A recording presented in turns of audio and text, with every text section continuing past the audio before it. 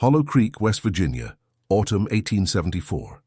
The morning began with the scent of iron dust and the rhythmic groaning of the mine below the hills. The men of the town had already vanished underground by sunrise, their voices echoing faintly through the shafts like distant thunder.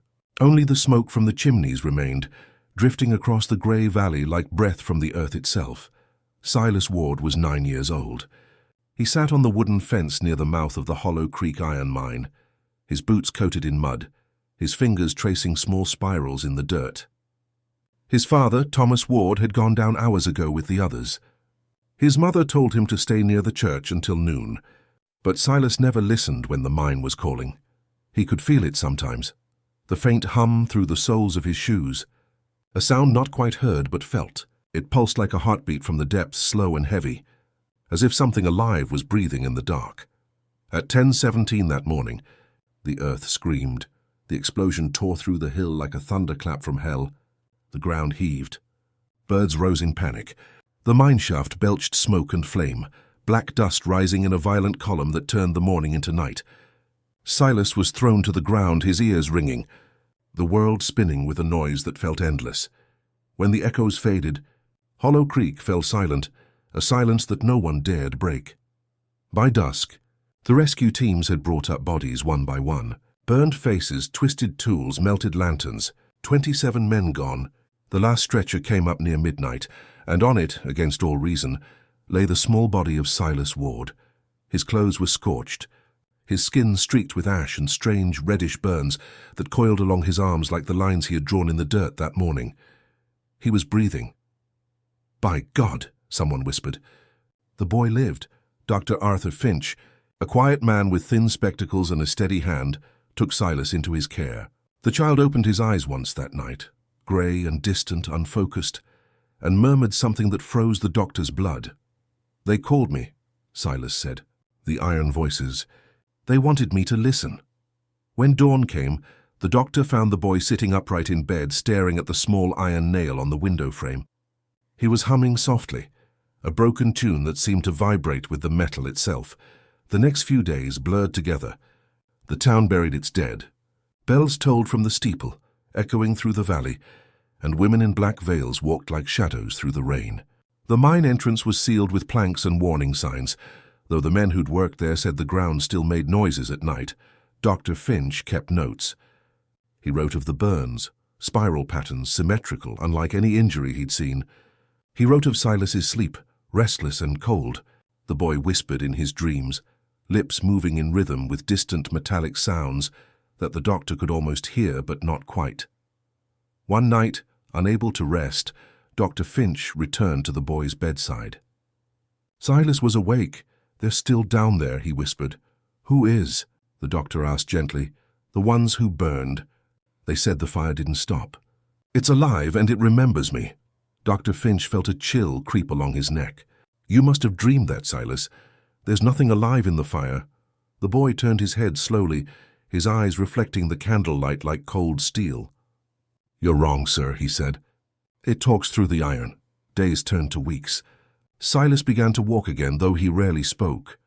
He would stop beside the old blacksmith's forge and place his hand on the anvil as if listening. The metal seemed to hum beneath his palm. Sometimes he smiled faintly, as though hearing a secret too deep for words. The townsfolk whispered about him. The Iron Child, they called him. Some said he'd been blessed, others cursed. His mother prayed harder than ever, clutching her rosary until her fingers bled.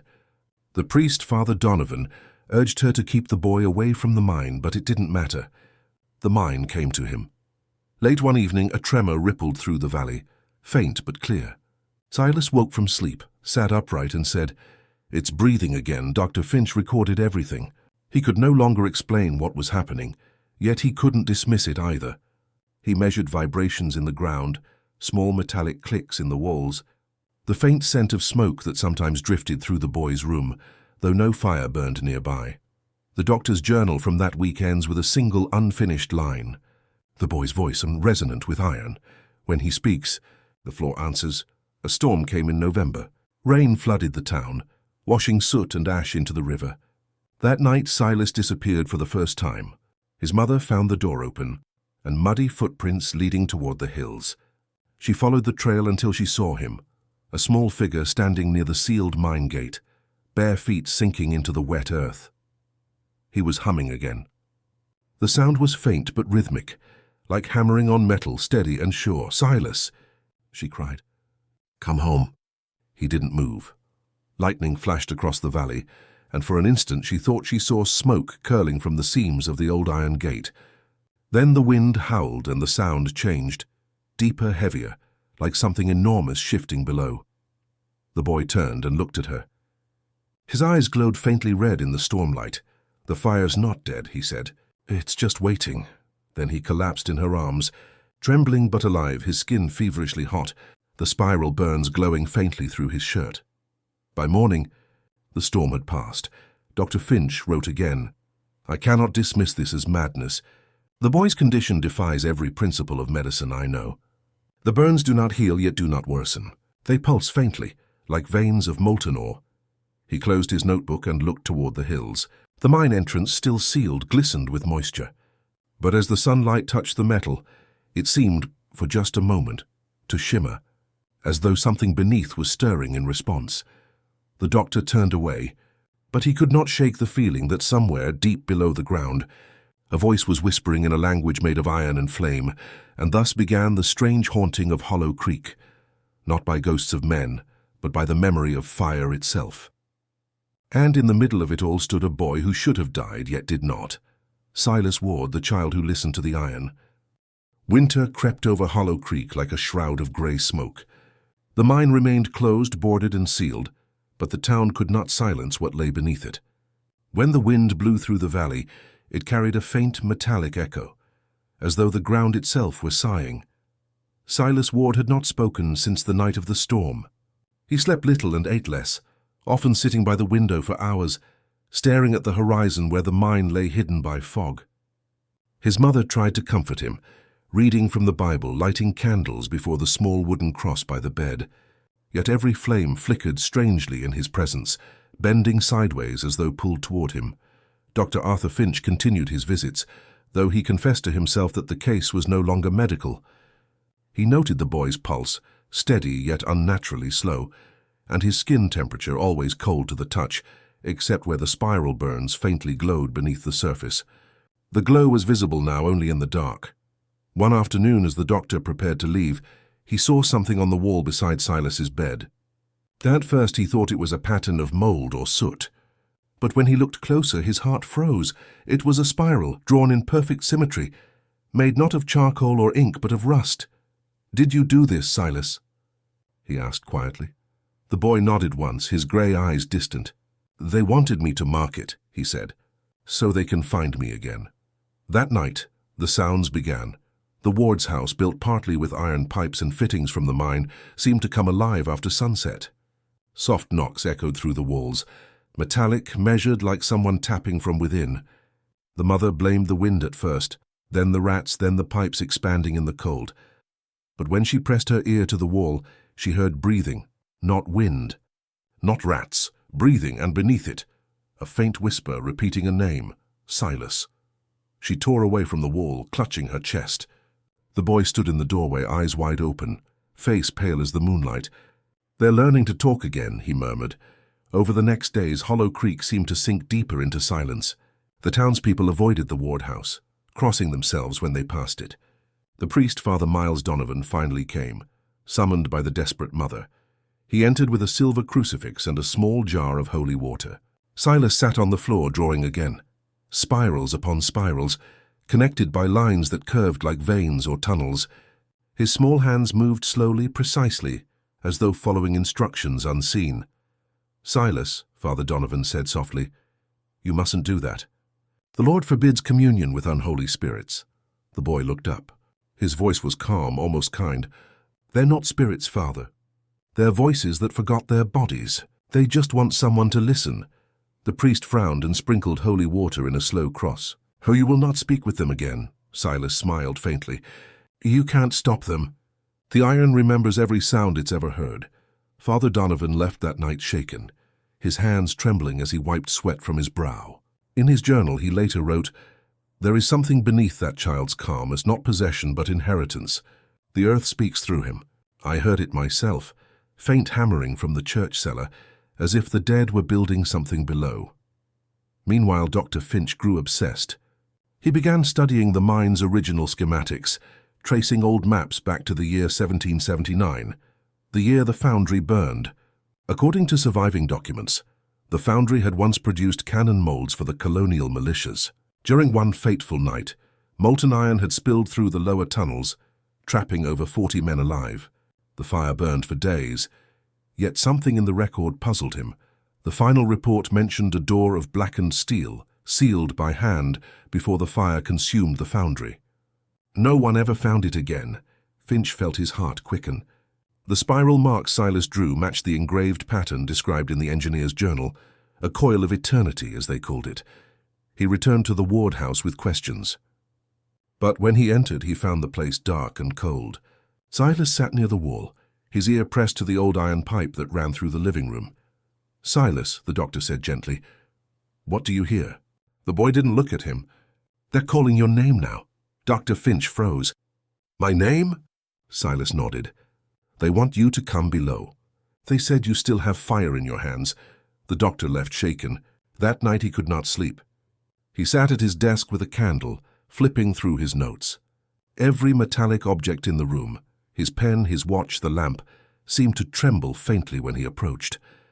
At last he wrote in his journal, "I feel drawn to the mine. Against reason, against fear. I hear it too now. A pulse beneath the floorboards, faint but constant, like a heart made of steel." 2 nights later, Silas's mother awoke to the sound of footsteps. She found her son standing in the kitchen, whispering into the stovepipe. His voice was low, rhythmic, almost mechanical. She strained to listen, and realized to her horror that another voice, tinny and distant, was whispering back through the pipe. "Silas, stop!" she cried, pulling him away. The voice on the other end fell silent. Then came a sound like breathing, metallic, wet, impossibly human. The boy turned toward her, eyes wide. "They're almost through," he said. "You can't shut them out forever." The next morning the priest returned with 2 other men. They carried ropes, candles, and salt. The mother allowed them in, trembling.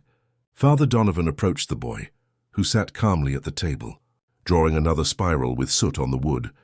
"Child," said the priest, "in the name of the Father, the Son, and the Holy Spirit, I command you to cease this blasphemy." He scattered salt around the boy. Silas didn't flinch. He simply smiled and whispered, "Salt melts when the fire comes." Suddenly the iron stove behind them groaned, expanding violently as if something struck it from within. The metal door flew open, releasing a gust of heat and sparks. The candles flickered, and the crucifix in Donovan's hand grew hot enough to burn his palm. He dropped it with a cry. The boy stood and said softly, "They're waking up." The priest fled the house, shouting prayers into the night. After that, the Wards were left alone. No one came near their home anymore.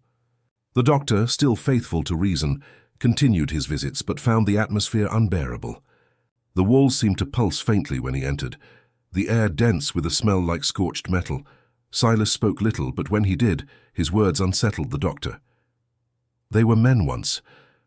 The foundry made them into iron, but they never stopped working. They build still in the dark. Finch tried to question him further, but the boy only smiled. "Soon you'll see," he said. "You'll hear them too." The sound spread beyond the house. By midwinter, other townsfolk reported strange vibrations in the ground, hammering at night, rhythmic clanging beneath their floors. The church bell rang once on its own at midnight, though no one was inside. The next morning they found its iron clapper glowing faintly red. Father Donovan locked the church doors and left town within the week. One evening, as snow fell over the silent valley, Dr. Finch sat by his fire, reading the last report from the mining company. He heard a faint tap at his window. When he looked up, he saw Silas standing outside in the snow, barefoot, his clothes thin, his skin pale as ash. The doctor rushed out. "Silas, what are you doing here?" The boy looked up. "They're ready," he said. "The door is open again." Before Finch could question him, the child turned and walked toward the woods, the snow crunching beneath his feet, his small form fading into the mist that drifted from the valley. That night, the sounds grew louder, the hammering, the sighing of hot metal, the whisper of thousands of invisible workers deep beneath the frozen earth. The doctor wrote one final note before leaving his home, lantern in hand. If the child speaks true, then the mine is no longer dead. The fire below has learned to breathe again. He followed the boy's footprints through the snow, toward the black outline of the hills. The wind carried a low rhythmic sound, metal striking metal, and beneath it a voice so faint it might have been imagined. It whispered, almost kindly, "Come listen." Snow melted early that year. By late February, Hollow Creek was a swamp of grey water and rust-colored mud. The frozen mine shafts had begun to weep, dark liquid seeping from cracks in the hill like blood from an old wound. No one spoke of Silas Ward anymore. Most assumed he had wandered into the forest and perished in the cold, but Dr. Arthur Finch could not let it go. He still heard the sounds some nights, hammering, sighing, the groan of heated iron bending in the dark, and sometimes beneath those sounds, a child's voice. Finch's obsession deepened. He spent his days poring over town archives, piecing together fragments of forgotten records. The more he read, the clearer it became that Hollow Creek had been built upon older bones, not just a mine, but the remains of a colonial foundry known as Ward & Sons Ironworks, founded in 1768. That name stopped him. Ward. Could it be coincidence? He traced the lineage and found an old entry. Elias Ward, foreman of the foundry, burned alive in the fire of 1779. The same surname. The same bloodline. The boy, he realized, was not merely haunted by the mine, he was connected to it. On the night of March the 2nd, the doctor packed his satchel, a lantern, rope, notebook, and revolver. He left a brief note on his desk. "If I do not return by dawn, the truth lies beneath the ashes." He reached the old mine entrance just past midnight. The boards that sealed it were warped by frost, but someone had pried them loose, recently. Inside, the air was warm, heavy with the scent of oil and smoke. He hesitated. Then he stepped in. The darkness swallowed him whole. The tunnels were half collapsed, their beams twisted with age. His lantern light cut narrow paths through the dust. The deeper he went, the more he noticed. The walls glimmered faintly, as though lined with iron dust that reflected the flame, like thousands of small eyes. And faintly, from far below came the echo of hammering, slow, rhythmic, patient. Finch descended further, following an old service tunnel that branched away from the main shaft. He passed a series of abandoned carts, their wheels fused by rust. On the ground he found marks, spirals scratched into the dirt by small fingers. Silas had been here. Hours passed. The doctor's breath grew shallow. The air thickened, metallic and hot. Then around the next corner he saw light, not the flicker of his lantern, but a dull red glow emanating from deeper within the earth. The tunnel opened into a vast cavern. The floor shimmered with molten puddles of iron that pulsed faintly, like blood through veins. The sound of hammering was deafening now, echoing from every direction. And there, standing upon a blackened ledge at the center, was Silas Ward. He looked unchanged, yet not the same. His skin reflected the red light like polished metal. His eyes were calm, distant. He turned as the doctor approached, and the hammering stopped all at once. "Silas," Finch whispered. "You're alive." The boy smiled faintly. "Alive?" He tilted his head. "The fire doesn't let us die. It remembers." The doctor took a cautious step forward. "What is this place?" "The foundry," the boy said. "The one they built before the town. They forged cannons and chains and gates, and when the fire turned on them, they sealed themselves inside. But the iron didn't forget. It learned." He pointed toward the far wall. There, half buried beneath slag and ash, stood a massive steel door, blackened but intact. Its surface was covered in spirals, engraved deep, pulsing faintly with light. "That's where it sleeps," Silas said softly. "The heart of the fire." Finch approached the door. Heat radiated from it, pulsing in time with his heartbeat. The engravings moved, slow like molten veins shifting beneath skin. He reached out, his gloved hand trembling, and touched the metal. It was warm, alive. He stumbled back. This can't be real," he gasped. "It's some trick of gas or heat." Silas shook his head. "It's memory. Iron remembers every shape it was ever given, every hand that touched it, every scream it absorbed when it burned. It remembers us. The doctor turned toward him. Why me, Silas? Why call me here? Because you listen, the boy said. You still believe in what you can't explain. And it needs a listener. The ground shook. From the steel door came a sound, slow dragging, as if something enormous shifted behind it. The spirals began to spin, glowing brighter, the air rippling with heat. Silas stepped closer, his voice calm. It's waking, Finch grabbed him. We have to leave. But the boy did not move. No, Doctor, it's not trying to kill us. It's trying to finish what it began. The door cracked open. A burst of molten light filled the cavern, blinding, searing, alive. Finch shielded his face, feeling his skin blister under the heat. The roar was deafening. Not fire, but a chorus of thousands of voices whispering in unison. He could make out words, faint but clear. You can't bury what remembers. Through the glare, he saw Silas, standing before the light, unburned, his small frame outlined in red flame. His eyes glowed like molten glass. The fire is alive, he said, and it's lonely. Then the ground split. The walls collapsed inward, beams snapping like twigs. Finch ran toward the tunnel, his lantern swinging wildly. Behind him, the roar became a scream. Metal twisting, stone shattering, the earth itself convulsing. He turned once more before fleeing completely. The boy was still there, unmoving, bathed in red light, smiling faintly as the door consumed him. Then everything fell. The doctor awoke hours later near the mine entrance, covered in ash. The hills above Hollow Creek smoked faintly, the air thick with dust and the smell of burned metal. He tried to rise but could barely move. When rescue crews found him, he could only repeat one phrase. The iron never cooled. They carried him home. Within a week, the mine was sealed again, this time with stone, not wood. The company declared it permanently closed. No one ever found Silas Ward, but strange things began to happen in the weeks that followed. At night, the ground would hum softly, like a great furnace still burning far below. Pipes in the houses would tremble and give off faint warmth, even in cold rain. And sometimes, if one pressed an ear to the floor, they could hear faint hammering and a child's voice humming a tune through the walls. Dr. Finch kept one final journal. His handwriting grew weaker by the day. The burns on his hands never healed. Small spirals etched into the skin, glowing faintly when the lights were low. His last entry read, I saw the heart of the earth, and it was human. The iron was not made for us. We were made for it. It breathes, it remembers, it waits. He stopped writing after that. When spring came, Hollow Creek began to rebuild. Grass grew over the mine's mouth, and the new generation of children played on the hill without fear. Only the oldest remembered the boy with the grey eyes. But on quiet nights, when the wind blew from the valley, they still heard it, faint and rhythmic, the sound of hammers striking metal deep below. And if you listened closely, beneath the echo you could almost hear a child's whisper, the fire is alive.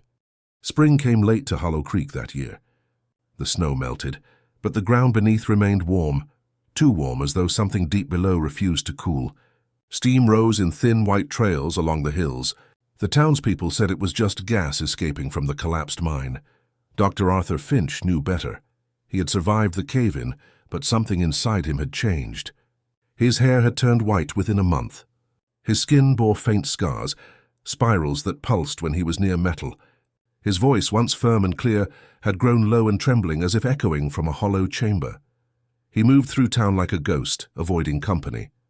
The children whispered that he could hear the iron talking, and perhaps they were right. One night in April he awoke to the sound of hammering. It was faint at first, a rhythmic knock as though someone was gently testing the pipes beneath the floor. Then came the whisper, a child's voice thin and metallic. You can't bury what remembers, he froze. The voice was not in his head, it was inside the walls. Slowly he rose, lit his lantern, and followed the sound. It led him to the small furnace in his cellar, cold and unused since the explosion. The iron door of the furnace was trembling, tiny flakes of rust falling with each vibration.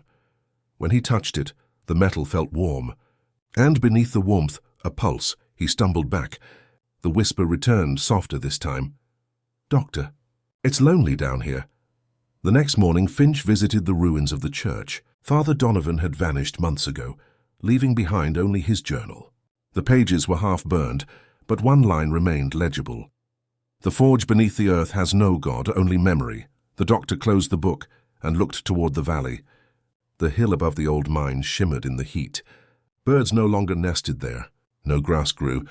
The earth seemed to breathe faintly, exhaling warmth into the morning air. He felt the weight of the boy's last words. The fire is alive. Weeks passed. The town tried to forget. New settlers came, ignorant of the tragedy. The mine's history faded into rumor and then into silence. But at night, when the air cooled, strange things still happened. Windows fogged from within. Metal bed frames trembled softly. Water in the wells turned warm. And always that distant, rhythmic sound, hammering beneath the earth, slow and steady, like the beating of a giant heart. Finch began receiving letters. The first came in May. The handwriting was childish, uncertain. The ink smudged as though the paper had been damp when written. "Dear Doctor, the walls are wide down here. They glow when I speak. The others remember you. They say thank you for listening. Silas." He stared at it for hours before burning it in the lamp flame. The next week another came, delivered by no one, simply appearing on his desk in the morning. "Dear Doctor, the iron learned your name. It hums it when it's cold." He tried to leave Hollow Creek. He packed his things and took the east road toward Charleston, but halfway across the wooden bridge that spanned the river, his horse stopped and refused to move. The water below shimmered faintly, not from light but from heat. Bubbles rose to the surface, and the faint clang of metal rang from the depths. He turned back. He could never leave again. June brought storms. Thunder rolled endlessly across the hills, and lightning struck the same patch of earth again and again, the site of the collapsed mine. The townsfolk said the air there smelled like burning iron even in the rain. Finch barely slept. When he did, his dreams were filled with tunnels. Glowing red veins twisting through the soil, alive, breathing. He saw men without faces forging something vast and terrible in the dark. And among them, always, the small figure of a boy, smiling faintly, his hands glowing like embers. When he awoke, his bed sheets were scorched where his hands had lain. By midsummer, Hollow Creek began to empty. Livestock refused to graze. Wells turned bitter. The few families who stayed spoke of strange noises under their homes, like engines stirring far below. The blacksmith's tools rattled on their own at night. Nails bent in their boxes. A woman claimed the iron stove in her kitchen whispered lullabies while she slept. They stopped repairing anything made of metal. But the more they avoided it, the louder the sounds became, until even the ground itself seemed to hum with hidden machinery. The townsfolk finally gathered to speak with Finch, believing him cursed but wise. "What do we do?" they begged. "How do we stop it?" The doctor looked at them with eyes pale as glass. "You can't," he said. "You built your lives on its grave. The earth remembers everything you make it swallow." That autumn, Hollow Creek died quietly. One by one, houses emptied. Doors were left open. Tools lay rusting in the fields. Only the wind moved through the streets, carrying the faint clang of unseen hammers. Dr. Finch remained. He could not leave now, not while the voices still called to him. He began writing again, though not in medical journals. His notes became prayers and or confessions. "There are sounds now only I can hear. Not from below, but from within. My blood hums when I am near iron. Sometimes I think I can feel it speaking through my bones." He stopped eating, stopped lighting fires. He no longer feared the dark. On the night of October 3rd, a stranger passed through the valley, a merchant on his way north. He found the town empty, save for one house with a faint orange glow in the window. Inside he discovered Dr. Finch's study. The walls were blackened with soot. Every surface, desk, floor, ceiling, was covered in spiral symbols burned into the wood. At the center of the room stood a furnace, old iron glowing faintly, though no coal burned inside. And next to it, sitting in a wooden chair, was the doctor. He was perfectly still, eyes closed, a faint smile on his lips. His hands rested on the furnace door. His skin was pale gray, his veins traced with fine lines of rust. The merchant reached out to touch him and recoiled. The doctor's flesh was warm, too warm. The journals lay open on the desk. The final entry read, "The voices are no longer beneath me. They are within the walls, the air, my breath. I hear Silas at night, closer each time. He says the foundry is growing, that the earth is remaking itself in iron. I believe him now. The fire was never about destruction. It was creation, the world learning to forge itself again. Below the writing was a small smear of soot shaped like a child's hand. The merchant fled Hollow Creek that night, but before dawn he looked back once more. The valley was glowing, faintly red like a furnace breathing under the soil. A low hum rolled across the hills, and with it came a sound he would never forget, the laughter of a child echoing through the pipes of the earth. Years passed. The name Hollow Creek disappeared from maps. Trees grew over the ruins, their roots warm even in winter. Travelers who camped nearby reported strange dreams of metal forests and whispering walls. Sometimes, they said, if you pressed your ear to the ground, you could hear the steady rhythm of hammers, shaping something far below. And faintly, the whisper of a voice, neither man nor child, the iron never cooled. Epilogue: in 1912, a group of surveyors rediscovered the site. They found no trace of the old town, only twisted iron buried in the soil, as though the earth itself had melted and reformed. Instruments failed near the center of the valley. Compasses spun wildly. One of the men, a geologist named Henry Blythe, recorded in his notebook, "The soil here is strangely magnetic, pulsing like a heartbeat. I thought I heard a voice when I placed my hand upon the ground. Faint, distant, and impossibly human. It said, 'Listen.' They left the valley that same day. No one returned.